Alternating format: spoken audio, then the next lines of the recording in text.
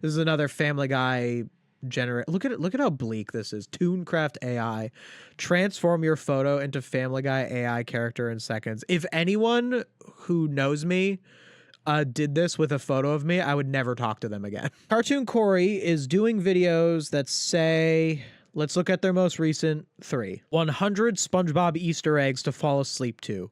2 hours. And then this one, 2 hours of SpongeBob mistakes in one video. And this one is 100 SpongeBob Easter eggs to fall asleep to. So 100. So in 9 days. So 9 days ago. Okay, he posts 100 SpongeBob Easter eggs to fall asleep to. So in the span of 3 days, he puts out 2 hours of SpongeBob mistakes. And then 5 days later, he does 2 hours of another 100 SpongeBob Easter eggs. Ask it. What is this AI? Ask anything. Why don't we try it? Write me a script that discusses 100 SpongeBob animation errors. Wait, did they give me 100? Guys, they gave me 100. Anyway, let's hear how he started out. Worked for a company that ran a bunch of channels. They didn't run AI or sleep channels, but they ran a bunch of channels. And all right, so we got some Cartoon Corey lore. So he worked for a company that did, I guess he didn't say, he said not AI, but like content farm. I'd say, I guess the main thing that I'm getting from this live stream is that, and this is something I don't get from any of these AI channels, is that like this is a person. You know what I mean? Cartoon Corey is an interesting case study in this whole AI channel content farm discussion, because Cartoon Corey is the first of any of these creators that has actively tried to prove that they're not AI by doing a behind the scenes live stream. Now, I pre-watched a little bit. I tried to check out I didn't watch too much. I just wanted to see if there was anything that really stood out to me. So I don't have a huge, I have a couple of little things I looked at before. I'm not going in completely blind into Cartoon Corey, because I just needed to check him out a little bit to see if he was worth covering in the stream. And then once I figured that out, I was like, okay, I'm not going to look at it anymore. I want to see the rest of it live. I've been asked to cover Cartoon Corey twice. And once, the first time someone asked me to cover Cartoon Corey was before this Q&A live stream that he did. It was probably months ago. I don't know what stream it was in. I certainly didn't edit it into any of the highlights. I have no idea where it would be. And I'm not going to go look for it, but someone asked me to look at Cartoon Corey. And I basically, I remember, like, I looked Cartoon Corey. I saw they didn't have a huge amount of subscribers. I mean, 13,000 subscribers is not terrible. It's nothing to sneeze at. I only have 15K subscribers. Like, it's enough to make a living, but like, it's not like these Sponge Truths, 150,000 subscribers, No Villains Are Safe, almost 300,000 subscribers. Like, these are literally like proper big channels that are getting away with being content farms. This guy doesn't have that many subscribers relative to big channels. Obviously, like content farms or AI content farms, whatever you want to call it, whether you use AI or not, we're going to investigate that. But even like content farmy stuff, you know, you don't want to see it get 13,000 subscribers. That's still bad. 13,000 subscribers is enough generally. Maybe not with these view counts. But I have 15,000 subscribers, and that was enough for YouTube to be my job. So I don't know if that's the case for Cartoon Corey. The view counts would suggest otherwise. You're really not pulling in good revenue on these view counts. But they've had a couple that have really popped off. Like, well, 313,000 views is a lot, especially on a 2-hour video. Like, that would net you, I don't know the exact what it would be, but it's, you'd make a lot off of something like this. Well over $1,000, if not like closer to like $2,000. It depends on the watch time in it. Average view duration, can't really know for sure. But anyway, I wrote it off. I just was like, hey, Cartoon Corey, you know, he's only around 10K subscribers. He's not huge like SpongeBob, so no villains are safe. And I took one look at the videos and I'm like, okay, we got 2-hour videos that are posted like every 3 days. And it's just this mistakes in one video with the just nonsense thumbnail. This is the thumbnail that stood out for me that I wanted to put on the I put this thumbnail on the thumbnail of this stream because it's just we've all seen this thumbnail before with it's Conch Street, but one of the houses is wrong and there's like an arrow pointing to it. This is a very common thumbnail. SpongeBob has these thumbnails. Let's find one. Look, what is the most normal episode of SpongeBob? Like, this is a shot from an actual episode. It's not edited, but like Conch Street, but one house is wrong is a very common content farm thing. Look right here. What if Patrick was never born, gone forever? And it's like they replaced it with the banana house from, I think, Truth or Square. And they just edited it in because Conch Street is so iconic to SpongeBob fans. There's so many shots of Conch Street, those 3 houses. It's like one of the most it is probably the most iconic cartoon location in human history. I actually think I could say that Conch Street is the most iconic cartoon location in human history. Right? Does anyone have a challenge to that of a more iconic cartoon location? Like, I took one look at these thumbnails and these titles and I just wrote it off. I was just like, they were like, hey, do you think Cartoon Corey is AI? And I looked at this and I looked at the profile picture and I said, yeah. And I moved on with my life and I didn't investigate further. The Simpsons house is close. I think Conch Street is more though.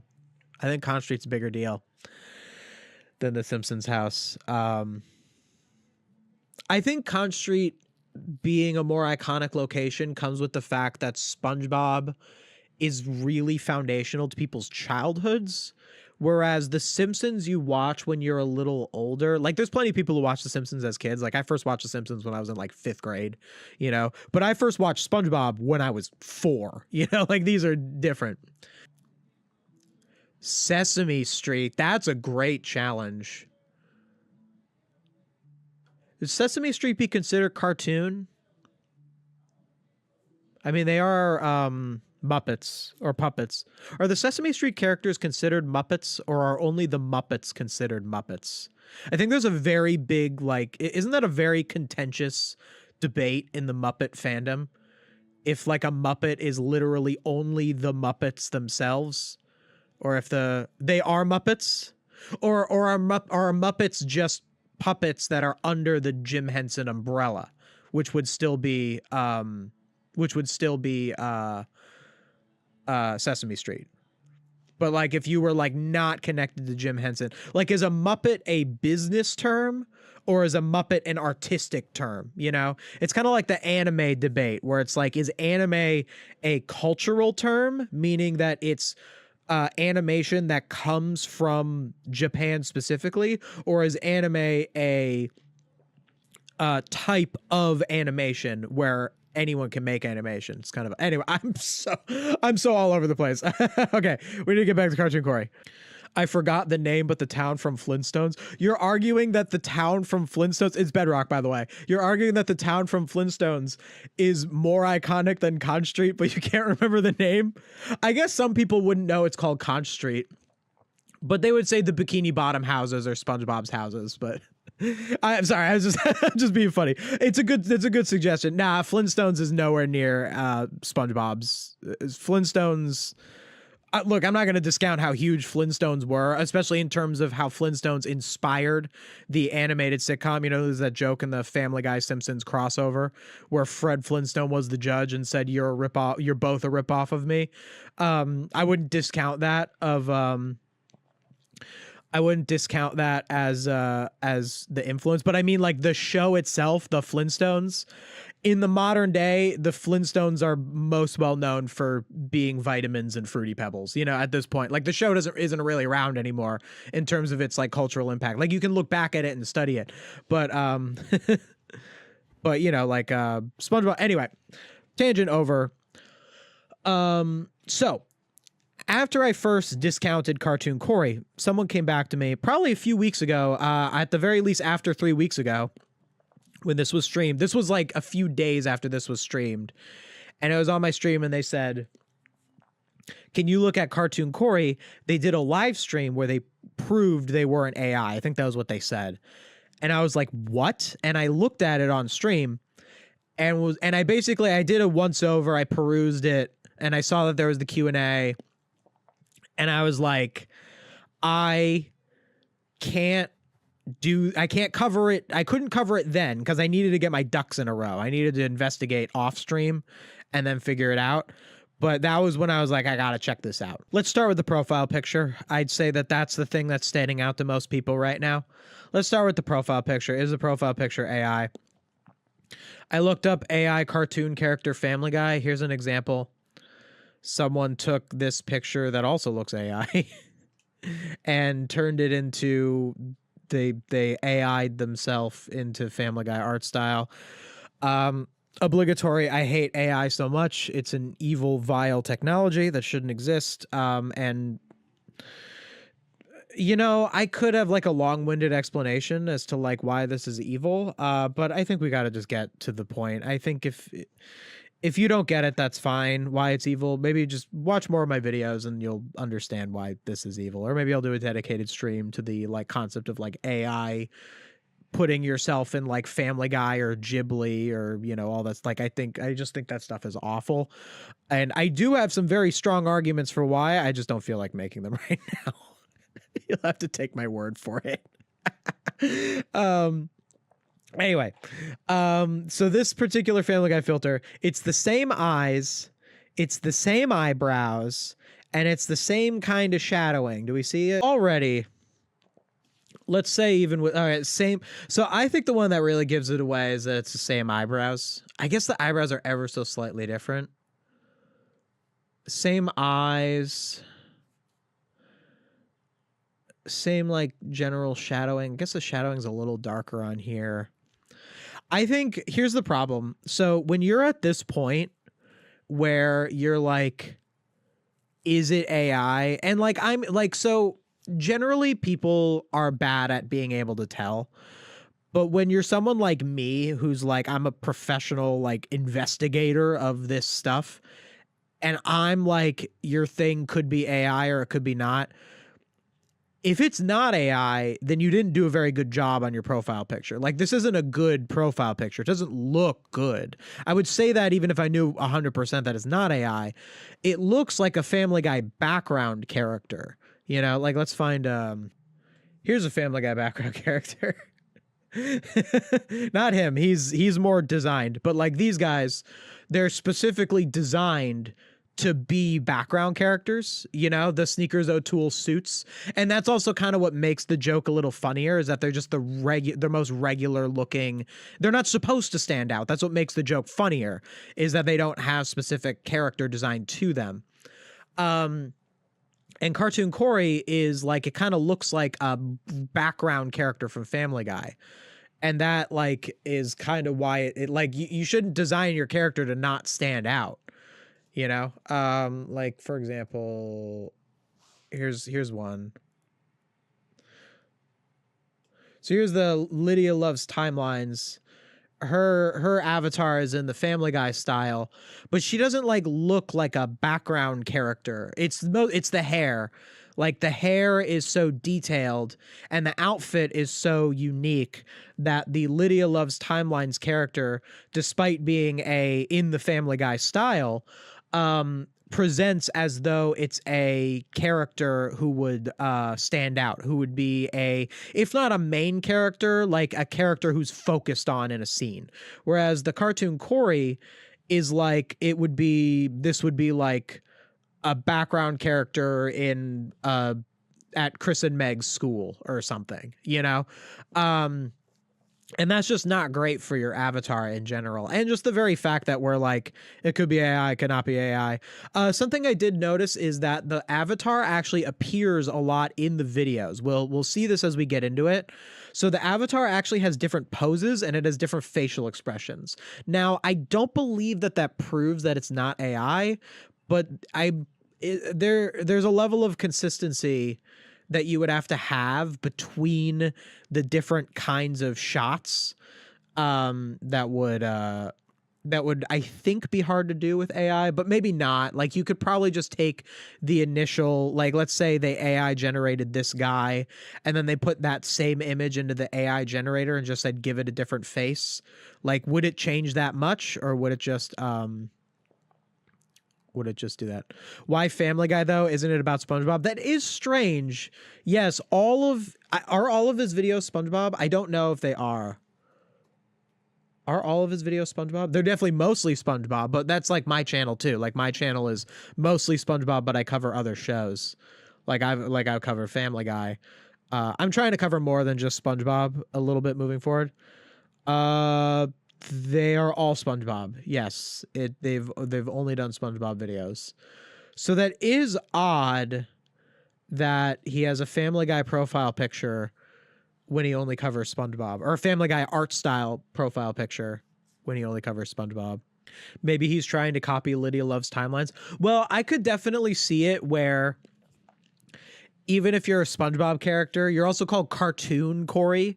So I think that what it is that a Family Guy style profile picture is neutral enough to the point where if he did cover other cartoons, his profile picture would be like fine. But if his guy was a SpongeBob fish, if it was like a fish one, you'd be really into SpongeBob. Although No Villains Are Safe is a SpongeBob fish, is a background fish. And they started doing Family Guy videos like immediately. So I guess it doesn't really matter that much. Look, this is another Family Guy look at how bleak this is. Tooncraft AI. Transform your photo into Family Guy AI character in seconds. If anyone who knows me did this with a photo of me, I would never talk to them again.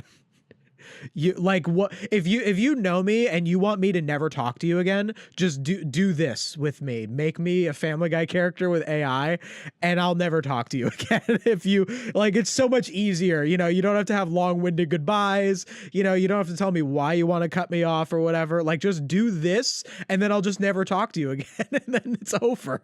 That's all you got to do. Look at this with a baby. This is probably an AI photo too, but the baby. AIing a baby. Look, one that's specifically a baby. Who would do this? Why? What do you get out of this? Look at this dude. This guy who's also probably AI generated. Like, you're like a hiking guy. You're all down to earth. I love going hiking. And you're also going to like put your photo into a thing and see it in a Family Guy art style. What do you get out of this?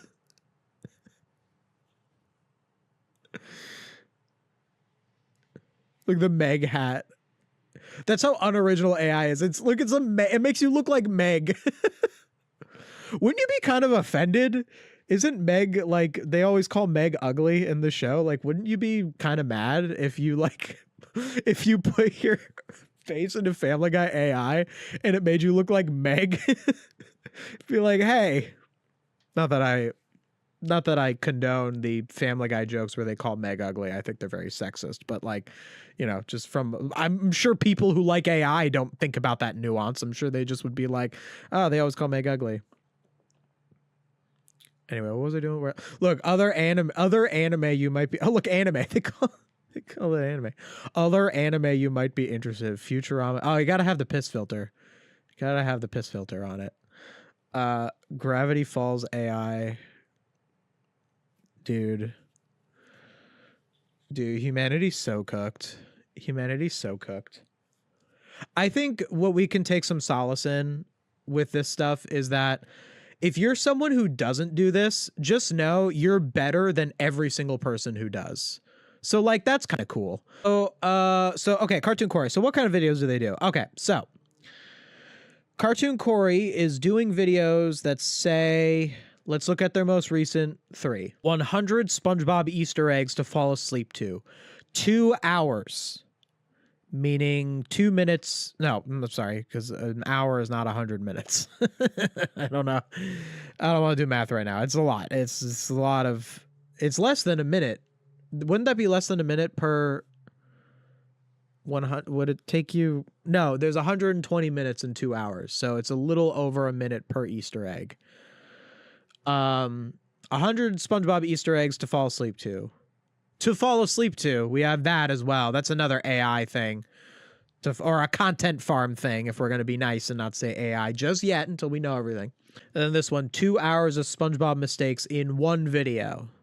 So I guess you can't fall asleep to this one. Don't put this one on while you fall asleep, okay? Only the ones that it says to fall asleep to.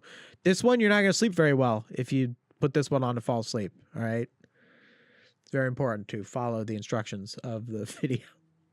And this one is 100 SpongeBob Easter eggs to fall asleep to. So 100. So in 9 days. So 9 days ago. Okay. So 9 days ago, he posts 100 SpongeBob Easter eggs to fall asleep to. So in the span of 3 days, he puts out 2 hours of SpongeBob mistakes. And then 5 days later, he does 2 hours of another 100 SpongeBob Easter eggs. Do we see how this is not adding up? Do we see how this is not adding up? 12 days ago, 100 SpongeBob mistakes to fall asleep to. 2 weeks ago, now we're getting, it's a little muddied. What, like, you know, when it gets to the weeks, we don't know how many days exactly. But let's just say it's a similar span of these are 3 days apart. These are 5 days apart. So it can be a little, it's not always the same amount of days in between. 100 SpongeBob Easter eggs to fall asleep to. 200 SpongeBob Easter eggs and facts to fall asleep to. This one's 2 hours and 31 minutes, and it's 200. So I guess that one ended up being a little longer. Animation errors in SpongeBob SquarePants. No number in this one. 2 hours. 100 SpongeBob mistakes to fall asleep to 4 weeks ago.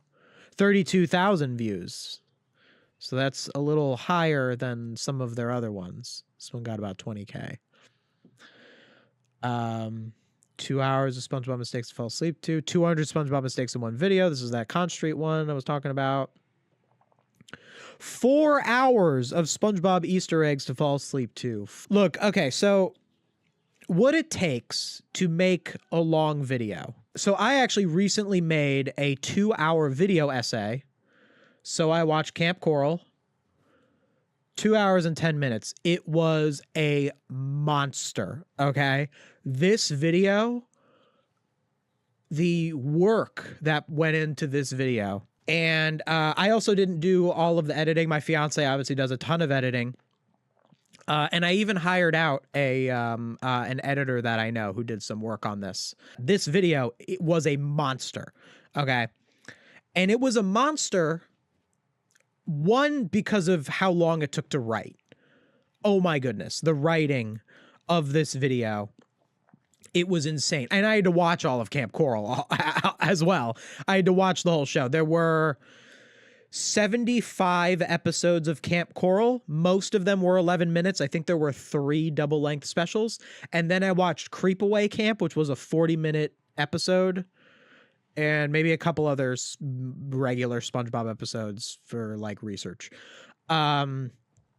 So I had to watch all those episodes, and I had to write strong arguments. I had to critique every episode. I had something to say about every episode that had substance, that had criticism, and I tried to make sure that I said different things, had different criticisms, so I looked for a specific thing in each episode that was a criticism. Very difficult video to write. Now, in Cartoon Corey's defense, if you just have a list of SpongeBob mistakes, I don't know where you get them from. So, like, let's say what this implies. 2 hours of SpongeBob mistakes, 100 SpongeBob Easter eggs. Okay. So there's 2 ways that one could get the information to make this video. Information is valuable. You know, knowing things, when we as YouTubers, our value, our raw materials, think of it like anything that you like create, you know, if you're a car manufacturer, the steel and the mechanical pieces, all the stuff that is used to create the car, the raw materials, and getting a hold of those raw materials, and the cost of those raw materials is important to your final output, to the final product that you make, and how much money you spend on the raw materials, or how much time you spend on those raw materials, how much labor goes into those raw materials in creating the final product, the car, is it, as if those numbers add up correctly and the output is more than the input, there you have a successful business. YouTube is the same way, except the raw materials are not as easy to understand as how much steel you have that goes into creating a car. Or how much other raw materials that go into creating a car if you're a car manufacturer. So our raw materials is our information. So for me, when I made So I Watched Camp Coral, the raw material that I had was, one, my knowledge of writing, my ability to criticize episodes. Okay, so I have that. I already have that. I spent years studying that. It's more of a skill, a thing that I know how to do that most people don't know how to do, that people are willing to pay me to do because I know how to do it. And by pay me, I mean the advertisers on YouTube pay me to well, they pay YouTube, but then YouTube gives me a cut because they have the video on the platform, and that's good for YouTube. That is the reason for that skill. And then you have the watching of Camp Coral, which I did not have before I started this video. I had never seen Camp Coral before I did this video. So I had to watch every episode of it. So that was the raw materials, is my skills in understanding writing and Camp Coral itself. What are the raw materials for Cartoon Corey? Now, there's two possible ways that they could have gotten the information that they would then translate into the script and then translate into the video. There's two ways they could have gotten it. One way, the hard way, is they would have watched every single episode of SpongeBob and taken strict notes on every animation error, every Easter egg, to the point where they have a list that is so long that they can make videos like this. The other way is they just looked it up on like a wiki or a post or something. And then the other way is AI found it for them. Now, I'm going to kind of investigate. Why don't we investigate list of SpongeBob animation errors? And our top two results before an AI overview. But actually, this is kind of important. Look at this. So this actually is ask anything to AI. Actually, this helps. I'm going to look at the AI overview. Not that it's a good source, but it can give us some information on how Cartoon Corey might have gotten this info. AI overview. SpongeBob SquarePants features countless legendary animation goofs. I hate AI so much. I hate AI so much. Famous blunders include missing facial features like SpongeBob's nose, mismatched clothing, characters temporarily duplicating, and disappearing backgrounds or props. These continuity slips occurred across the show's extensive run. And then they go. Oh, and look, they cite the wiki and this one YouTube video, whatever. I don't know this channel, so. For tips on how to catch and notice these animation mistakes yourself. Ask it. What is this AI? Ask anything. Why don't we try it? Write me a script that I think they probably use like ChatGPT or something. I'm not a big like AI user, but like let's see what happens in like the Google one. Write me a script that discusses 100 SpongeBob animation errors.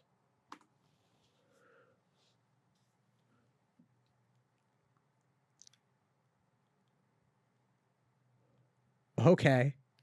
Oh, like look at this. Look at, I typed this into the free like Google AI. This isn't even like me with like a Chat GPT subscribe. I've never used, this is the first, guys, this is the first time I've ever in my life typed anything into an AI. I feel sick to my stomach, but I needed to do it for research. I'm like Marie Curie, you know, exposing herself to radiation for the good of the human race. Exposing my mind to this garbage. All right, so I just searched into the like free Google AI, just went right into it. Not even a fancy pants one that you got to pay money for. I don't know all of the different tiers to it. All right. Write me a script that discusses 100 SpongeBob animation errors. Here is a high energy, fast paced, YouTube style video script designed to count down 100 SpongeBob SquarePants animation errors in rapid suggestion. Visual, fast paced montage of SpongeBob screaming, falling apart, and making weird faces. High energy background music kicks in. Holy crap. They give you editing notes? Well, that explains a lot. Narrator, VO. That would probably also be AI. Although in the case of Cartoon Corey, I actually think his voice was real. SpongeBob SquarePants is a masterpiece, but with over 2 decades of episodes, the animators were bound to make a few mistakes. Okay, a lot of mistakes. Today, we are blasting through 100 animation errors you completely missed. Let's get weird. That's me trying to sound bad. I would never talk like that in a YouTube video, but I was trying to sound like the corniest, no villains are safe script read. The missing and morphing body parts. Holy, 100. Wait, did they give me 100? Guys, they gave me 100. Phew, 100 animation errors down. Did you catch any of these when you were a kid? If you want, I can help you format this script for a voiceover, add specific timestamps for the episodes. SpongeBob's disappearing nose. In Roller Coward, SpongeBob nose completely vanishes while he's talking to Patrick. In The Algae is Always Greener. Why don't we say, can you make the descriptions of the episodes a little longer? Like, really recap the episodes, like most of the plot. I don't care about my audience, so like I just want to recap the episodes. Let's see what it does. All right. What do we got? This is taking too long. My goodness. Come on. Chop, chop. This is so much waiting to do no work. I don't know how these AI channels do it. It's not loading. Maybe it got mad at me. Maybe it knows. Maybe it caught me.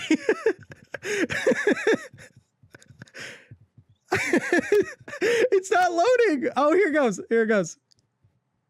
Here's a summary of the 100. Oh, it screwed up. No. Oh, no. Oh, okay. I think I was being too funny with the other one. Let's see. Write me a video. No, Mr. Robot dude. That's not what I wanted. Maybe I should be nice to it. That's not what I wanted. My wired friend. Please have a glass of water and think it over. Take all the time you need, but not too. Okay, I'm sorry. I'm being too funny. Okay. Let's just do a normal prompt because maybe it's getting confused because I'm trying to be funny. Okay. Content farms how it's made. No. I would like the same script from earlier with 100 SpongeBob errors, but can you add more recapping of the episodes?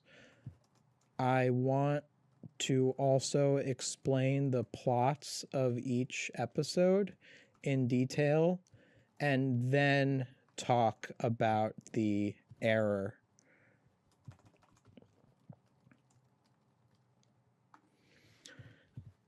Let's see if it does. Oh, immediately. It did it. Oh my goodness, it did it. Oh wait, no it didn't. Wait, yes it did. Did it? Oh, it's just talking about every episode in order. I wanted 100. It's talking about them in order. Can you do exactly this, but randomize the order?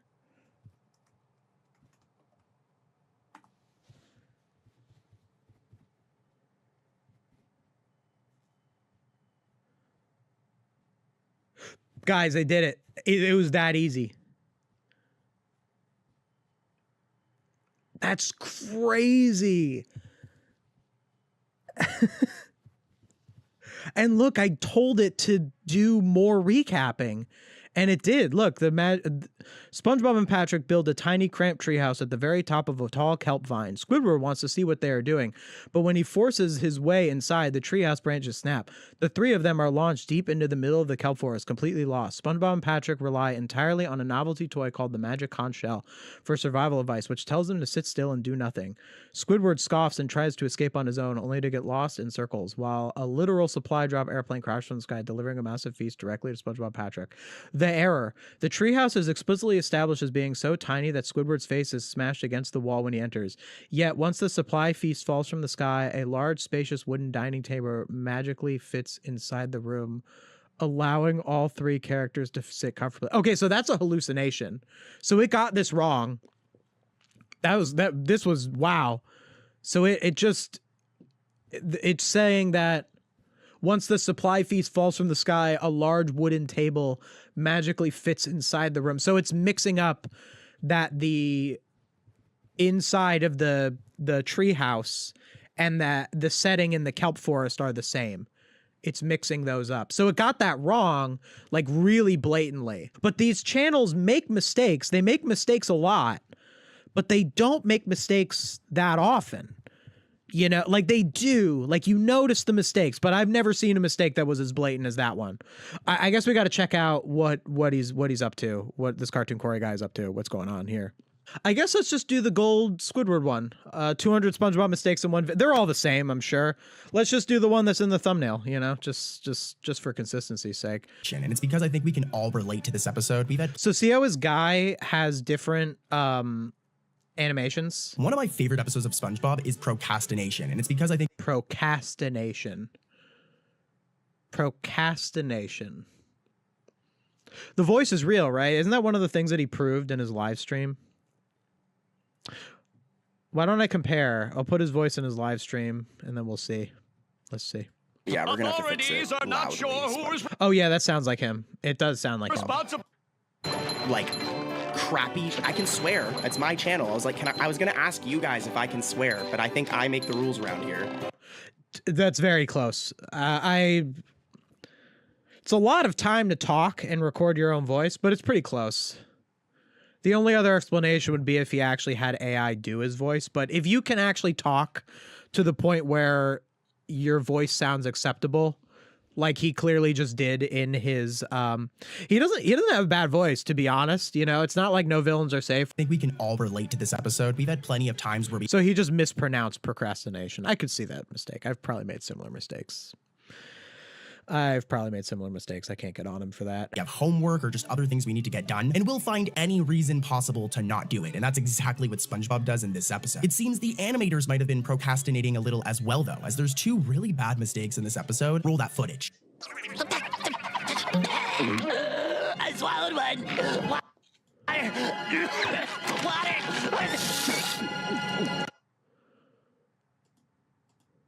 There's a small error with SpongeBob. That was a close one. What do you mean overly dramatic? All right, so mistake number one. Were you guys able to catch it? Don't worry, because Cartoon Corey's got you. But during this scene right here, where SpongeBob is at the sink and we see him drinking water, it happens really, really quickly. And it's only for a couple of seconds, but two parts of his black belt right here turn yellow. I don't think I need to tell you guys, but SpongeBob's black belt is always, you know, black. So this right here is some sort of layering issue. I'm showing it again and kind of looping it and just, yeah, it's okay. So Let's try with our AI. Oh, they didn't do me 100, so they don't always listen. Maybe they have a maximum of just how much they can do. Maybe they can fit 100 when it's the quick things. Also, I know you can pay for AI things that do more for you. So I'm just using like whatever is the one on Google. This is like Google Gemini or whatever. Write me a description of the animation errors in the SpongeBob episode Procrastination, and make sure to do a relatable little intro to the episode. Let's see what it gives us.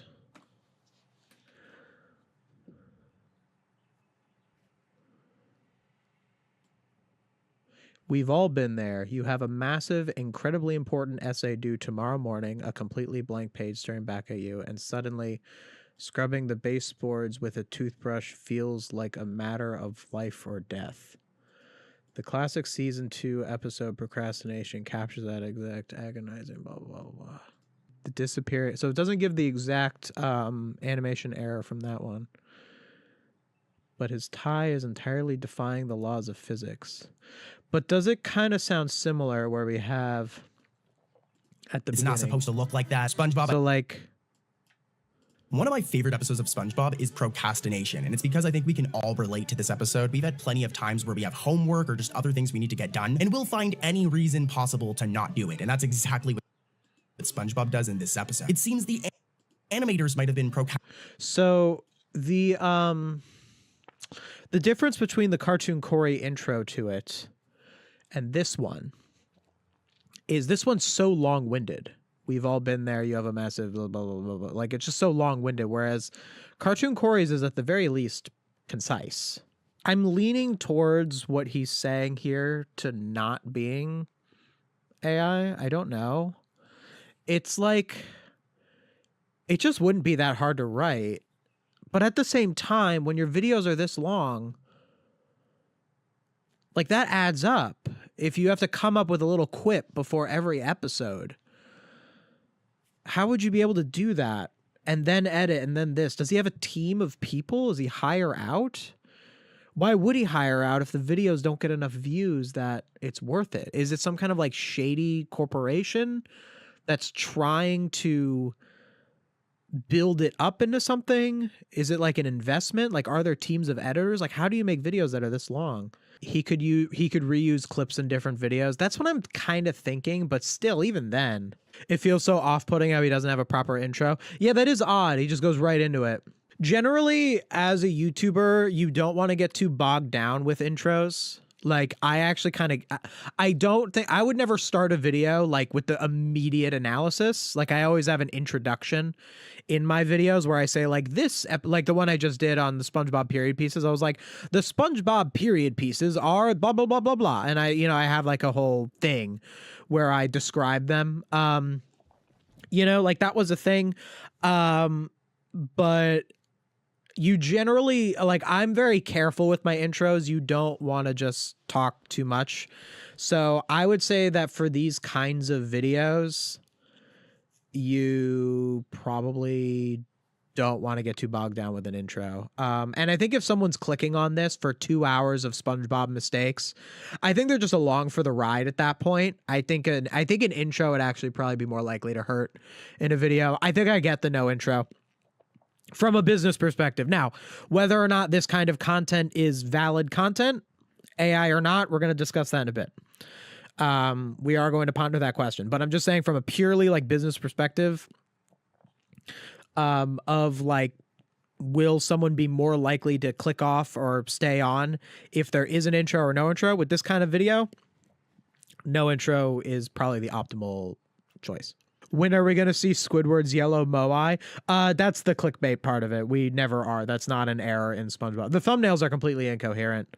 I guess I didn't really address that, huh? Regardless of what these videos are, what are these thumbnails? Why do these thumbnails work? Like this one. This is not in an episode. Squidward's house being Mr. Beast gold doesn't ever happen in an episode. That's not a mistake. So you are clickbaiting. Or even this, like 100 SpongeBob mistakes to fall asleep to. Like, is this a mistake? Or like, what is this book? Is this book an Easter egg? Actually, it might be. This is Curse of the Weredoodle, right? The book might have been an Easter egg. So that one might have been genuine. Or like this ketchup or this or that. It's basically that the video, it's taking elements of things that get people to click on videos, but it isn't actually saying anything correct. It's like kind of incoherent. Like it has an arrow, it has a circle, it has characters making certain facial expressions. This one is like contrasting facial expressions. This guy's happy, SpongeBob is confused. Contrasting facial expressions gets people's attention. Mr. Beast Gold gets people's attention. Red Arrow gets people's attention. Characters from spin-off shows that people don't like gets people's attention, you know, all that sort of stuff. It's just another element of the relative meaninglessness of these videos is that you make videos like this and then your thumbnail is like incoherent. Whereas if you were going to do a video like genuinely about talking about SpongeBob animation errors, wouldn't you want the thumbnail to be an actual animation error, you know? And like, does that make a difference? Does that actually, like, if the thumbnail was that instead, if the thumbnail was honest, would it have gotten less views? Would it have been a lower click-through rate? I don't really know. I mean, this video got 10K views. That's not great for a 2-hour video, even on a 13K subscriber channel. As the door slams shut for about a split second, look, our favorite yellow boy is just missing his mouth. It's only for a He doesn't have his mouth. Okay. split second, so it's not that big. SpongeBob here with no mouth. Crazy. You know, it's also crazy, though, the mistakes in this next episode we're going to cover, so let's keep it moving. Okay, so we had 2 minutes of procrastination, and that's about 2 errors, 200 SpongeBob mistakes in one video. Like, he is cheap. You know he's the type of dude trying to split on the first date. Gotta love him for it. Write me a... No, I shouldn't say a recap, because you probably don't tell the AI to recap. It probably just does it. Write me a criticism of Mr. Krabs being cheap in the episode Krusty Love. Can you add a joke in the beginning about Mr. Krabs being cheap?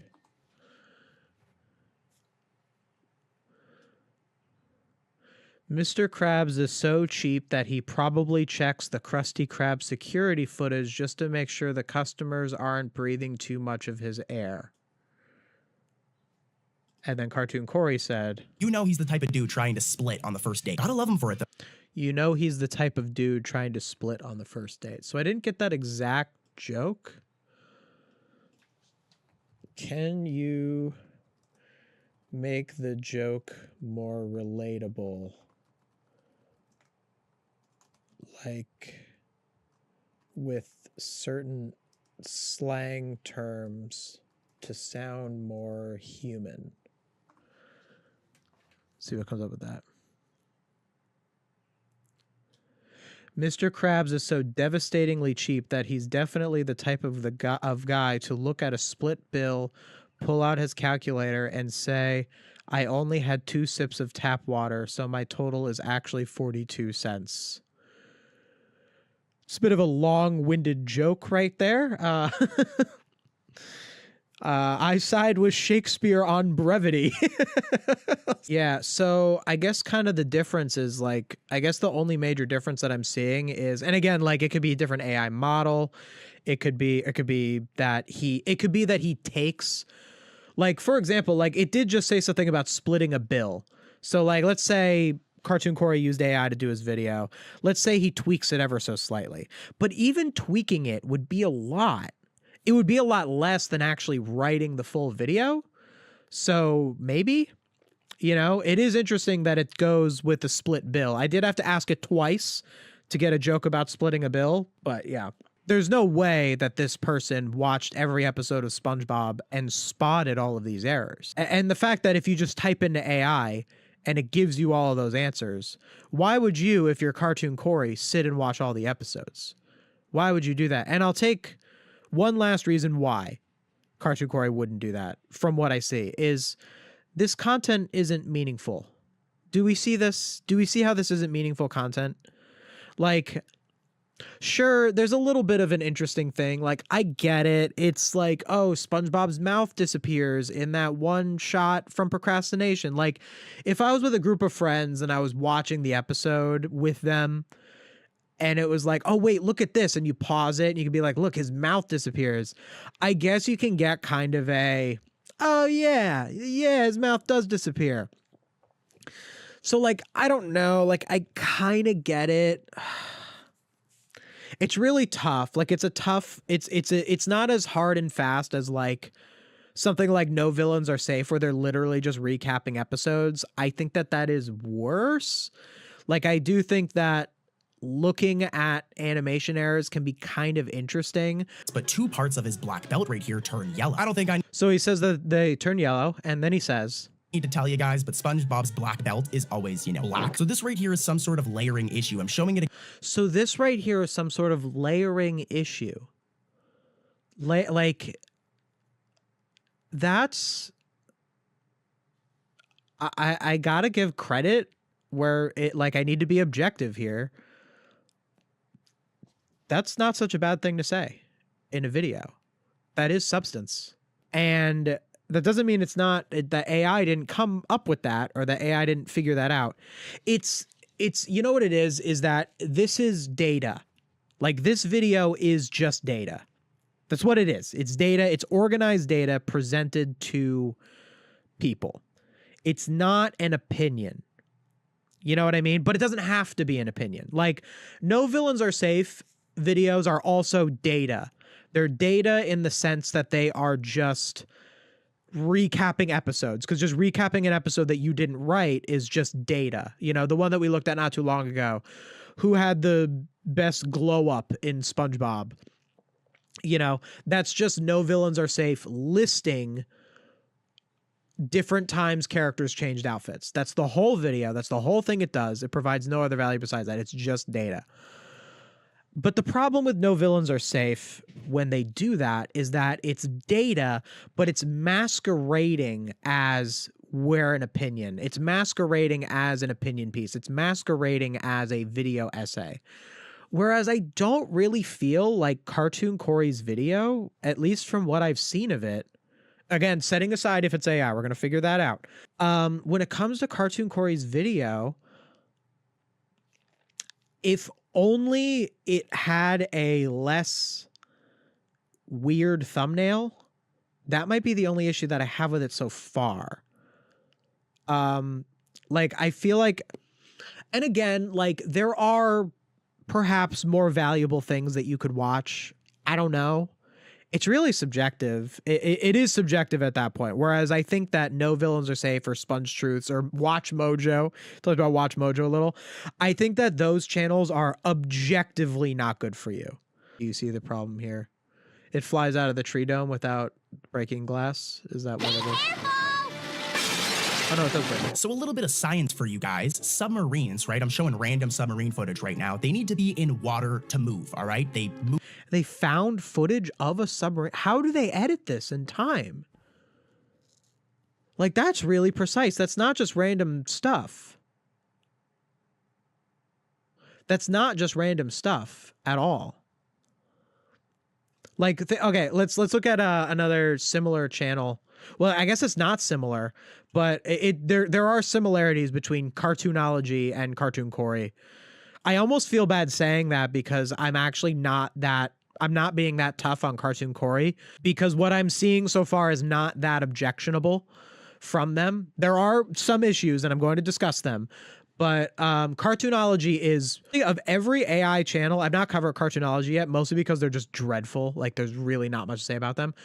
Cartoonology is actually confirmed to be AI because there's literally in one of their videos, it has a like ChatGPT let me rewrite that for you, but in a more conversational tone. That's literally in one of these videos. Watch Ava's video on Cartoonology.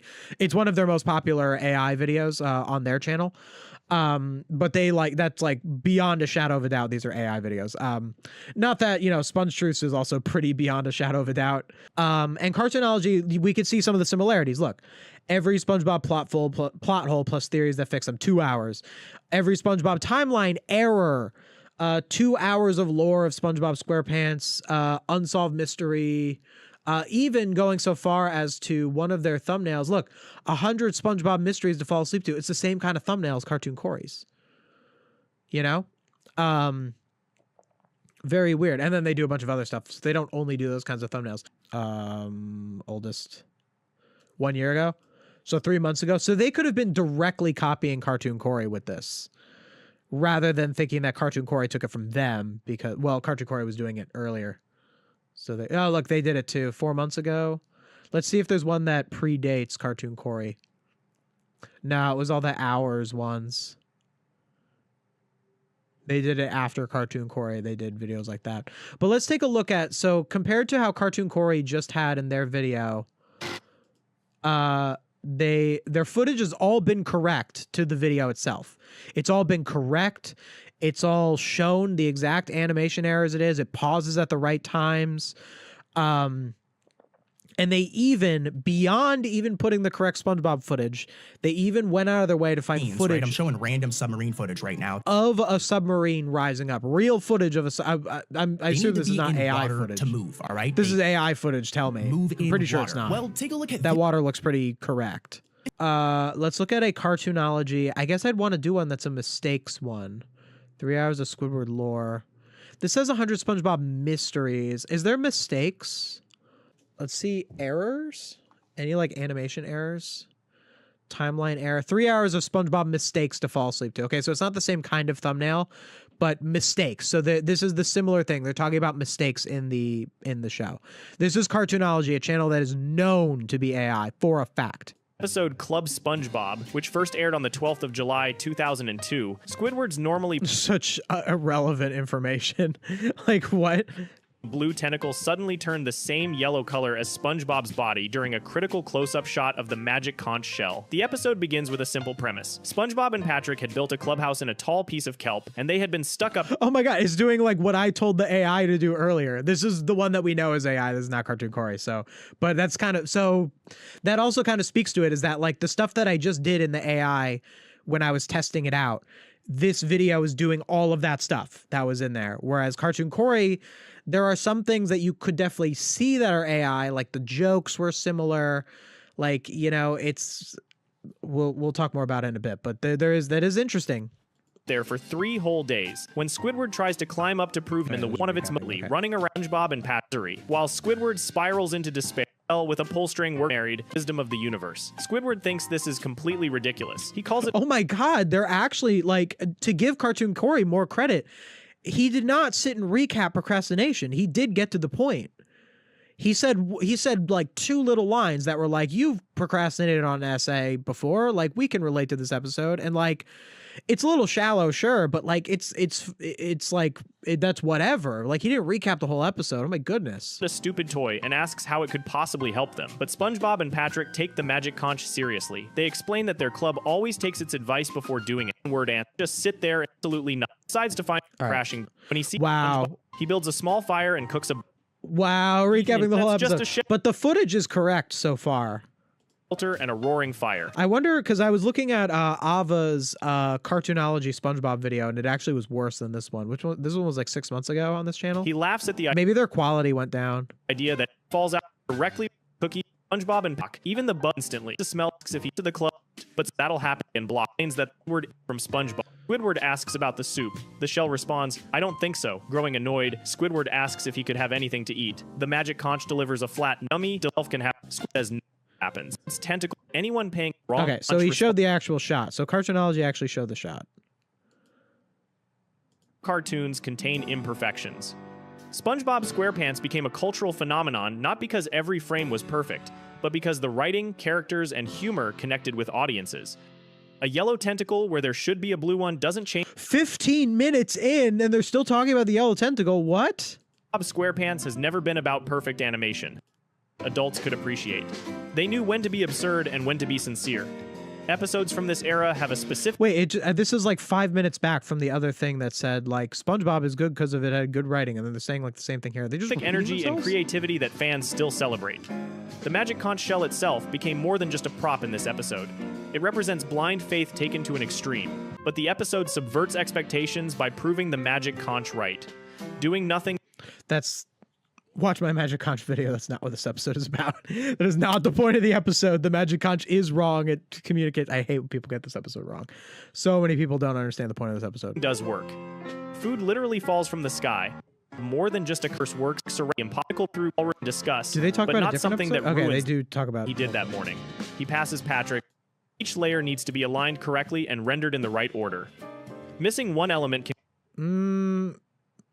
So this channel that we know is AI. This might be changing my mind on it a little bit. Look at this. Recognizable landmark could be missing from a shot, highlights how complex animation production is. Every scene requires multiple layers. Each layer needs to be aligned correctly and rendered in the right order. Missing one element. So this is kind of the thing that I just praised that Cartoon Corey did. And this channel that we know is AI did that too. So this particular Cartoonology video actually has all of the... Yeah, it has all the right footage. That's so weird. So I guess Cartoonology went down in quality. Like, this is their most recent video. Some cartoons are built loosely enough that the holes inside the joke was a way of avoiding the question. The serious answer Hillenburg gave, when pressed, was that SpongeBob did not have a specific age, but that he was old enough to be on his own and still be going to driving. Yeah, see how now it's talking about how SpongeBob's age is ambiguous and it's showing a shot of Mr. Krabs. Okay, so Cartoonology just like maybe you know what probably happened? They don't get as many views. They lost money. They can't afford an editor in the same way. They had to cut back. Look at that, 1.1K views 10 days. Oh, they're failing. That's why. So a couple of months ago when they did that one, whichever one we just watched, which one was it? Oh my God, they post so much. Yeah, this one. 6 months ago, they were getting, 20K views, 26K, 100K views. Like on a 2 hour and 29-minute video, that gets you a good amount. But they've been dwindling. Maybe it was Ava's video. Look at that, 2 hours of regular show Lord of Fall Asleep to 711 views. They had to pay an editor for 2.5 hours to edit 2.5 hours takes way more than 2.5 hours to put in the correct. That's why they're failing. Oh, isn't that nice? Isn't that nice? Love to see it. Good riddance, Cartoonology. Just give up. Just give up. So right here is one of my notebooks, and this is Squidward's house list. So as you can see, Squidward's house list. And it's all of the list of the episodes where Squidward's house gets destroyed. Now, this is from the wiki. I got this off the wiki. And I have stars next to episodes that I need to watch because they're either episodes I haven't seen or they're episodes that I need to like check if the destruction of Squidward's house is enough. So there are 31 entries, actually the same amount of entries as Krusty Krab destructions, funnily enough. So I want to see, as someone who went through the wiki and just made that list, just that data, you know, it's not, I'd like, that doesn't have any opinions. It doesn't have any substance. All it is a list of the times, the episodes of SpongeBob where Squidward's house is destroyed. And then from there, I'm going to write the video around it. So let's see, when we ask our little Google Gemini here, what it tells me if I say, can you make me a list of all the times Squidward's house was destroyed in SpongeBob SquarePants?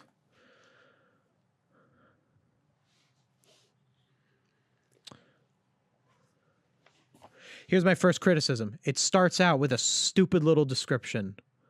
Squidward tentacles, Easter Island I asked for a list of all the times. Why Does it have to go Squidward tentacles, Easter Island and Moai House is arguably the most targeted piece of real estate in Bikini Bottom. Over the show's massive run has been, see, already we have this energy wasting, pointless little statement where the AI is trying to talk to me. Why are you trying to talk to me? I said a list. You're a robot. Give me a list. Okay? So isn't that unfortunate that as soon as you ask for a list with something like this, it immediately starts to talk to you, is normalizing this idea of robots having opinions, this idea of robots saying things when robots actually should just give you data? Here is a comprehensive list of the times Squidward's house was destroyed or severely compromised throughout SpongeBob SquarePants. Again, this was just a waste of water and energy. All of that. No reason for it. And it actively makes the world worse that AI will like talk like this. The classic era, season 1 through 3. Okay. Let's see how accurate the list is to mine. Bubble stand is the first on my list, so I got it correctly. After SpongeBob blows a massive bubble, it wraps around Squidward's entire house, flips it, so it describes what happens. Plankton, I didn't count Plankton. I know why it says Plankton, because SpongeBob broke into the wall. Naughty Nautical Neighbor is also on my list. Opposite day, to make his house sellable, Squidward fixes it up, only for SpongeBob and Patrick to eagerly destroy it on purpose. Did they destroy it in Opposite Day? I don't think they destroy the house. They do not destroy the house in Opposite Day? What? I think that's a hallucination. The paper, he sells it. Yep, that's on my list. Squidville gets destroyed. Dying for pie. The pie explodes anyway, leveling Squidward's house and the rest of Bikini Bottom. So this is a little bit of an AI hallucination. Because technically, sure, if all of Bikini Bottom gets destroyed, Squidward's house would get destroyed. But that doesn't count in a video like mine. Like, it would be stupid for me to count that. Like, you know, like, do we understand the difference between like Squidward's house Squidward selling his house in the paper, that being a consequence, him losing his house because he was arrogant in the paper and he didn't understand the value and he didn't understand that it wasn't the paper, it was his own imagination.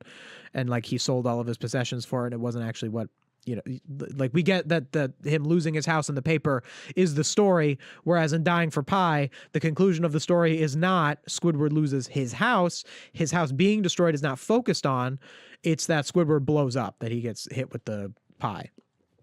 So like it's just kind of being too literal.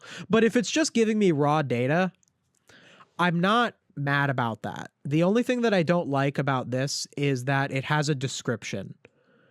And this description is written by AI, and I'm not comfortable with AI writing descriptions like this. I would be comfortable is if I asked an AI, can you make me a list of all the times Squidward's house gets destroyed? If it gave me a list like this, but all of the descriptions came directly from real people, and it gave me a source of who those real people were and when they said it. That is the only thing that I would be comfortable with. It saying these descriptions is unacceptable to me. That is we should not have, that should not exist like that. And it'd be so much better the other way. The other way that I'm describing it. We understand why that's better, right? And it's also mutually exclusive. You can have it one way or the other way. You can't really have it both ways. Like I wouldn't even want to compromise on that, where it's like, oh, well, like you can do one where it writes it for you, or you can do one where it finds the exact source. No, I want it to only be able to find the exact source. I do not want people to have the option to let it write them stuff for them. I am not okay with that. Because where does it end when it writes stuff for you? When computers write stuff for me? It ends up here. It ends up with this. It ends up with this. And much worse stuff than this, honestly. Like the SpongeBob content farms is not the worst thing that AI. The worst things that happen are misinformation, broader illiteracy. Like those are the things that actually are the consequences of that. So if like I asked an AI this question and all it did was either give me a list of the episodes or give me a list of an episode with a description that is the official description or a description that is specifically written by a person with a source to that person, I would be fine with that. If you want, I can make a timeline of SpongeBob's house getting destroyed, rank these episodes by how much Squidward suffered, or write a script parodying one of these destructions. Ooh, I don't want to do it with the one I'm about to write, but why don't we... I feel like I'm getting too much off on a tangent here. Nah, I think it's relevant. Why don't we ask it, make me a list of how many times the Krusty Krab was destroyed. And then I'm going to ask it to, can you rank these destructions based on how much Mr. Krabs deserved it? Because that's a video I already did. I don't want to do it for the Squidward one because that's too close to a video I'm about to write. Not that it would give me anything good, but... 1, Krusty Towers, he totally deserved it. Krusty Towers, I didn't count Krusty Towers because the Krusty Krab doesn't get destroyed. Squid on Strike, borderline deserved it. Interesting. Employee of the Month, he didn't deserve it. Disagree. Dying for Pie complete. Oh, it didn't even do it right. Yeah, it's just much more shallow than my video that actually talked about the concept of being narratively deserved. Like, it's just not capable of doing that. Anyway, just a quick little interesting thing. Okay, so Cartoon Corey. Okay, so let's look at Cartoon Corey's Q&A. Let's just see some of his stuff, and then we'll kind of do a final little discussion about him, about what I think of the existence of this kind of content and like what this is. What this whole situation is, because it's a much more nuanced situation than something like Sponge Truce or No Villains Are Safe. I've actually really enjoyed the challenge of addressing this channel. I wouldn't exactly endorse this channel as of what I've seen so far. I think I feel like you have to use AI in some kind of way to do this. I feel like there's no way you can't. You know, and it's just industrialized in a certain way. I just get bad vibes. I just think that there's better things that you can watch. I don't think it's as horrible as like these No Villains Are Safe or whatever. So their live stream's like an hour long, and they're playing SpongeBob Battle for Bikini Bottom. They also didn't crop it very well. Why would you have a 16:9 crop for a 4:3 game? You know, they got like the black bars on the side. You could have formatted this a little better. Maybe this is just a base thing. What's this little, like, Cartoon Corey Live? Well, thanks for hanging out with me. I might make this like a, a once-a-week thing is the plan. Oh my goodness, how do you not realize that you're talking at the same time as the cutscene is playing, dude? Who knows? I don't know for sure, but that's the plan. So, yeah. But how are you guys doing? Gordon, how's your day going, man? What have you been? Your audio's so loud, dude. You gotta be aware of this stuff. This is first stream. Okay, probably made mistakes like that too. Up to Shad Tunes, what have you been up to? Awesome. Why he gotta have that thanks for watching down there the whole time? You know, I've done some video game live streaming. I've kind of stepped away from gaming content as a whole. I've found that when I played video games on stream, I didn't really have much to add, and it felt like I was just presenting the game rather than presenting myself. Whereas when I do streams like this, it's about me talking, and I would rather my content be about me than about the subject. So I don't really play a lot of games on stream anymore. But when I did do gaming streams, especially with like games like that were of a different aspect ratio, that were like this, like I did kind of struggle with like basically you frame the thing, you put the game up here, you put yourself over here, you put the chat here, you do have this empty space and you don't like know what to do. Like I used to put in some of my like gaming ones, I would put like subscribe to the channel or something like that. So like I can't really be too hard on him for like thanks for watching or whatever. It is a little odd. Like I think it's a little amateurish, like for sure.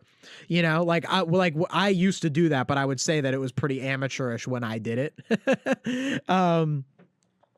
Like it was before I started really getting into being like a professional live streamer, where like live streaming is actually a major part of my YouTube career now. Whereas back when I used to do stuff like putting I would put like a subscribe to the channel on the bottom. Like when I did that, I was a little more of an amateur. I do think that this stupid dancing SpongeBob is incredibly distracting, and you should not have stuff like this in live streams. That's very amateurish, or maybe it's just a different kind of audience. Like maybe maybe something like this with this like 200 animation errors in one video SpongeBob, maybe that's because the audience is iPad kids and they know that they're more likely to watch a stream if there's a little SpongeBob on it. I don't know. Could be that. What are you guys up to? I know, I'm going to be playing some SpongeBob Battle for Bikini Bottom. We'll do a little deep dive, a little audit into my... Dude, how does he not know that the game... I mean, I guess you don't know because you don't hear what the audience hears when you're a streamer. Like, you have to be conscious of that. Like, I don't hear the audio the same way that you hear the audio right now. So I have to be aware of that as the live streamer, that when I click the play, that you're hearing it in the right way. Or if the video is playing and I'm talking, I have to be aware that you are hearing the video louder than me. So, it's his first live stream. There's a pretty big learning curve on learning the live stream. I can't be too hard on him. If you look at when I was learning how to live stream, I'm sure I made plenty of the same mistakes. One, burned myself up. Okay, let's go to the one. Let me skip a little bit. I can't watch his whole stream. I want to get to the parts where he's like behind the scenes. That's the part that I'm concerned about. Well, is there behind the scenes? Like, let's see is it the game the whole time? Okay, he talks about a channel. He looks at channels at some point. Oh, that's why it's the wrong aspect ratio. It's just his computer screen. That's why.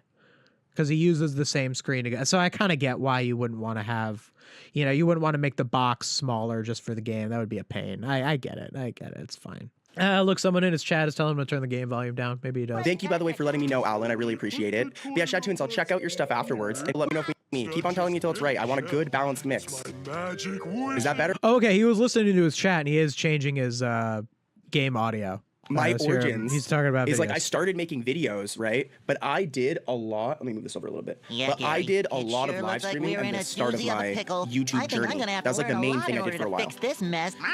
Okay, so he says that he live streamed a lot at the beginning of his YouTube journey. So I guess maybe that was on a different channel, whatever, if he had a previous channel. Guys, I have a theory. Like all those AI SpongeBob channels, you know who I think runs them? I think it's Mr. Krabs. Think about it. Okay. He thinks it's Mr. Krabs is right. So he's addressing the existence of AI content channels. Let's see what he has to say about it. That guy would do anything to get a bag. So I think Mr. That sounds a little like his humor in some of those other videos. Anything to get a bag. Like it was something like keep him away from my girlfriend. Like it's not the funniest jokes in the world, but like it's at least that came from him, Krabs is the one running all of them. That's my theory. That's my game theory. Let's get a bowl of Kelpos, boys. Would you guys try Kelpos? I think I would actually eat some Kelpos, personally. SpongeBob seems to really like them, and they're a very popular item in Cuba. Look out the window. I think they just put an image. Yeah, it's just an image. I don't think that's actually like showing outside. You know what I mean? Obviously. It's shine. It's honestly not bad gaming commentary, to be honest. So many people who like play video games on stream, they literally just like either say like nothing and just like stare into the camera while the game plays, which why even be a streamer at that point? Like just play the game by yourself. Like no one's gonna watch that. Or they just like narrate what's going on. Like he is trying to provide commentary, or even like the Kelpo thing where he's like, who would eat Kelpo? Like these are a lot of the reasons why I don't like being a gaming creator. Cause like, I just don't enjoy that as much, being like, oh, would you guys eat Kelpo? But like he's trying, at least he's trying. Yeah, I think we got all the shiny objects in here. Let's see if there's any like little Easter eggs in here. The soap, we've seen that in the show before. SpongeBob with the long blonde hair. I've seen that before, right guys? That is gaming commentary. I'll give him credit. I'll give him credit where credit's due. I mean, there's 12 people here. No one's gonna be spamming. But don't, like, if I miss your thing, it's just because I'm getting really into the commentary. 12 people. He's only got 12 viewers at the time when he was doing this. It's not a lot for a channel of his size. I guess it's the first time he's streaming. Sometimes they stream because they are speedrunners and the stream served as proof. Oh, I'm not talking about speedrunners. If you're a speedrunner, that's different. You're a professional gamer if you're a speedrunner. That's totally fine. I mean, like, there are like people out there who like play video games on stream and they barely give any commentary, and they're like, why don't I get views? Like I've seen them on r/newtubers. They go like, why don't I get views? I always post every day. And they're like, cause you don't give commentary while you play video games. It's a small minority of people. There's not that many people who actually have that attitude, but like it's a thing. Nah, speedrunners are fine. Here's my question, guys. What burger place do you think would be the closest to a Krabby Patty? I would say Five Guys. Five Guys burgers is what I think. Maybe McDonald's, but I don't know. I wouldn't be surprised. I agree with you. Five Guys was a better guess. See, he's charismatic. I think he's a charismatic guy. I gotta be honest. Dude's winning me over. I think a lot of I still have some criticisms about his content as a whole. I'm gonna get to it at the end. those AI sleep channels are ran by the same person, because if you guys go look into it, there's these AI sleep channels for pretty much every single like main series now. If you go look, there's a Dragon Ball Z one. There's Okay, so he's aware of the AI sleep channels, cartoonology. So perhaps he saw those and he wanted to do a non-AI version. He's very aware of the existence of AI. So that can make me believe that he would go out of his way to not use it. If he's so aware of its existence and is talking about it so negatively. I don't know, man. I got to hear more. I got to hear him out more.